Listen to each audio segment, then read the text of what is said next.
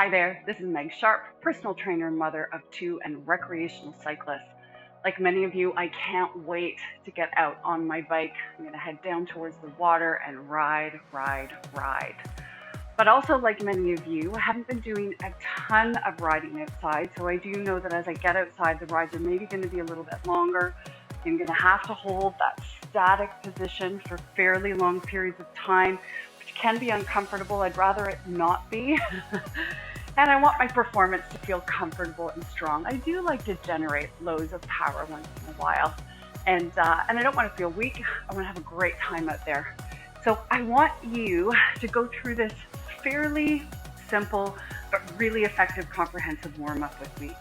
We know that when we effectively warm up, we end up getting better mobilization and activation. So what does that mean? That means your hips work through their entire range of motion, a more optimal range of motion. You've got more strength, you've got more muscles throwing into the mix. You do get better endurance, stamina, and power. The smaller muscles get active. As we mobilize through the joints and then create stability patterns around that new mobility, for sure you are stronger and more powerful and safer. We also know that we can't take the body from gear 1 to gear 5 without creating havoc on the system, right? It can lead to injury and certainly doesn't optimize the ride.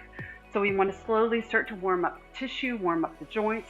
We also want to slowly increase the respiration rate and the heart rate, because we know that as we head into that aerobic activity and when we occasionally head into those high sprints and those big hills, that we're going to need to optimize that oxygenation of those muscles. We're going to need to optimize all of that great air coming in, feeding and fueling those muscles. So let's get started. We're going to start a little bit slower. We're going to start down on one knee, and we know that the rectus femoris, the psoas, all of those hip flexors are huge power drivers for cycling. So I want to start by ensuring that they're really mobile, but I also want to activate some of the muscles around the area, through the hips, for example, through the glutes and the abs, so that the rectus femoris, the hip flexors, are freed up to do what they need to do, which is generate power. So we don't want also the hip flexors hanging onto the pelvis for dear life.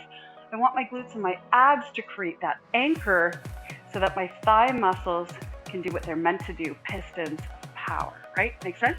So here we go. So we're going to start with both a mobility and stability pattern. I'm going to flex through the glutes and the abs to drive that pelvis up and under. I feel a good stretch through the front of that thigh and up into the inner thigh. I'm going to take a nice deep breath. I'm going to side bend a little bit over, keeping the hips nice and stable.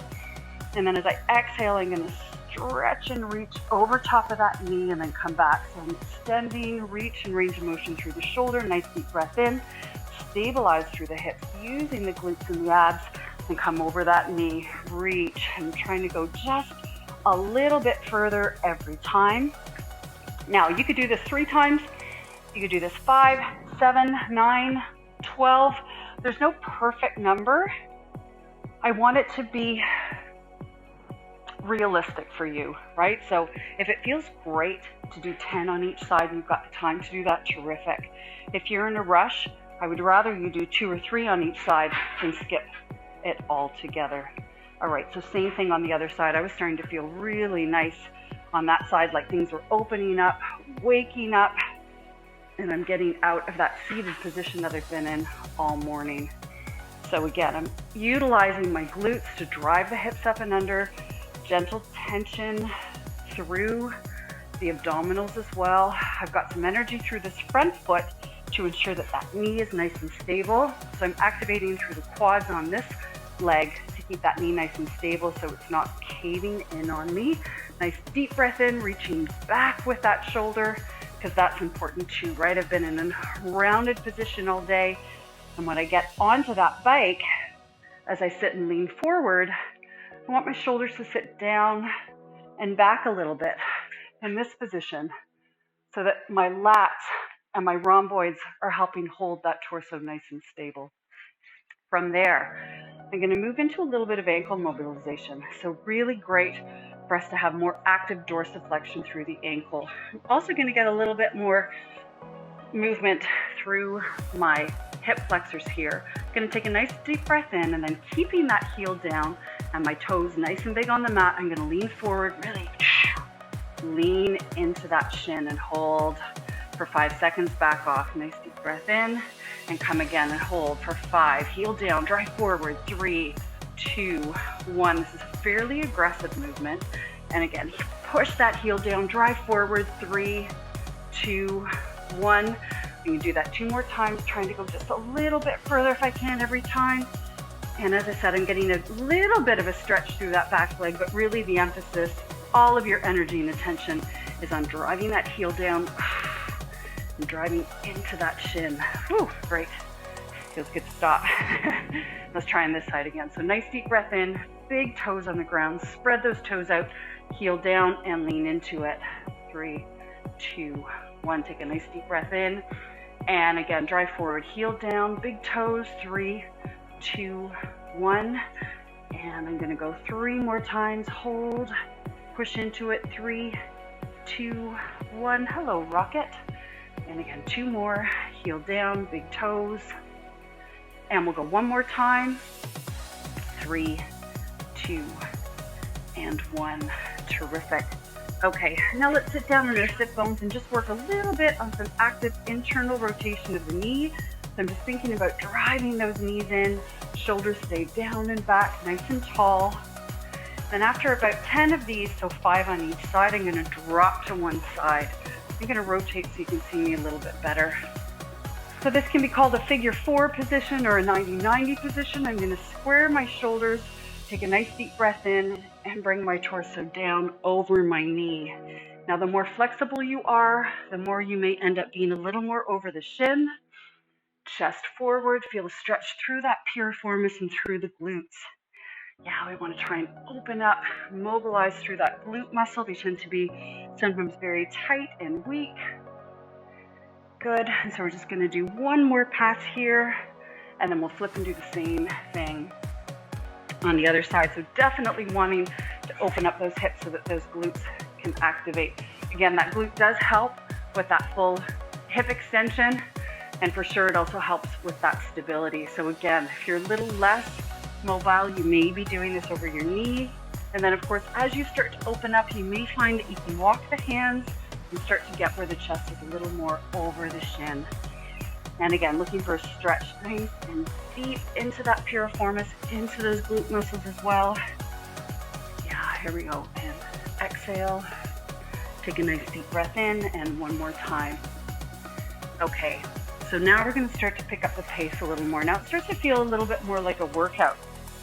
Engaging more muscles, looking to continue to visit those large ranges. I'm going to draw my shoulders down and back again, activating through the lats and the muscles through the back of my shoulder. Nice bit of tension through those abs. I'm going to drive my heels into the mat and bring my hips right up. So I'm opening up through the hips, firing through the glutes, and creating some good length through that rectus femoris and the rest of the hip flexors. Again, take a nice deep breath in, draw the shoulders down and back, drive the hips up as you exhale. Again, nice deep breath in, full extension at the top, so I'm really powerful through here. This is such a great activation movement, gang, for when you're out of the saddle and really trying to drive up those hills. The more we can be active through the glutes and the abs on this, the more stable you're going to be, and the more power there you're going to get from your legs. Free up those hamstrings and all those quadricep muscles to do what they're meant to, which is to be those pistons on the bike. And again, let's go 3 more, and then we're going to activate a little bit more through the abdominal.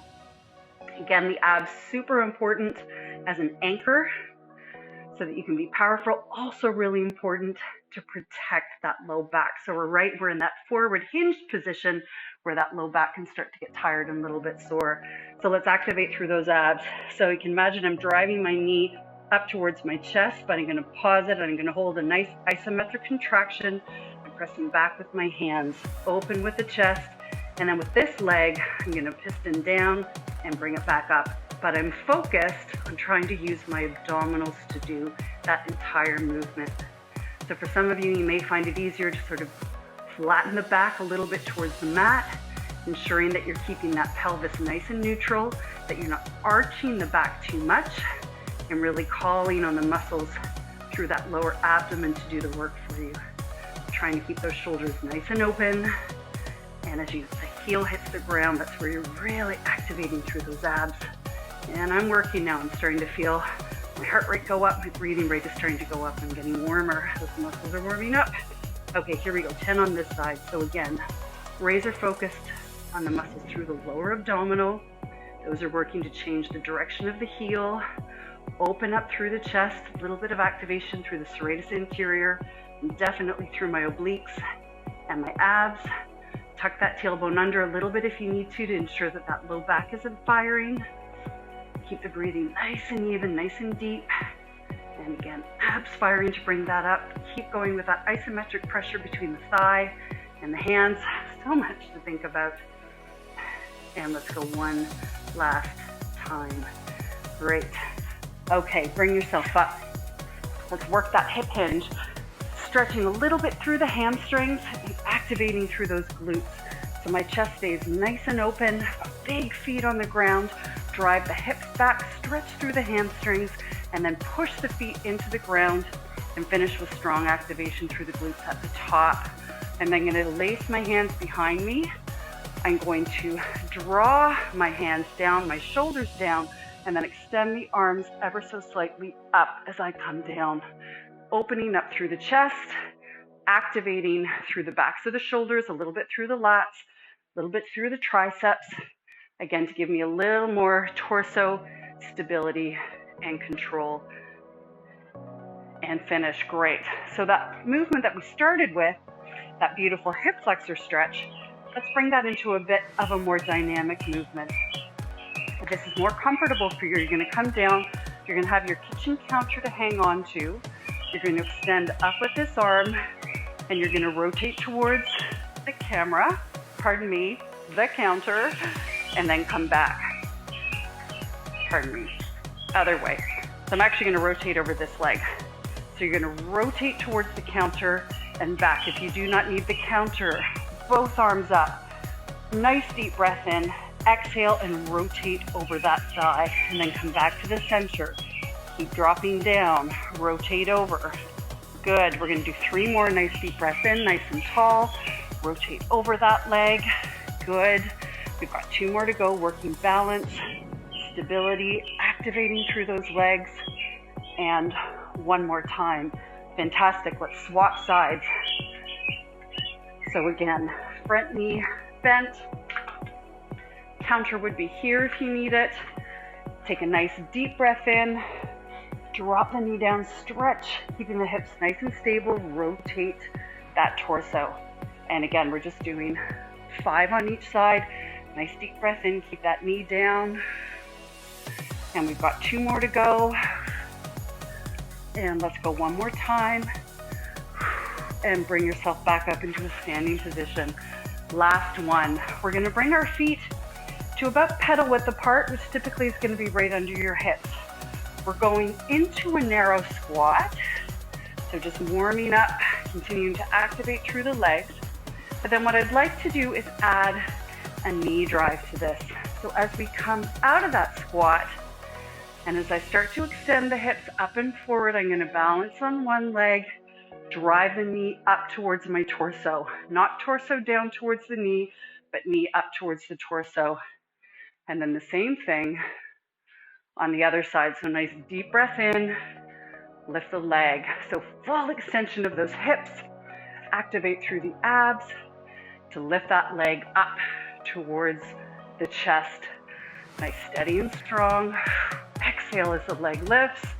Hips are nice and stable. Exhale as the legs lift. And up, there we go. Let's do 6 more. So 3 on each side. Fully extend the hips.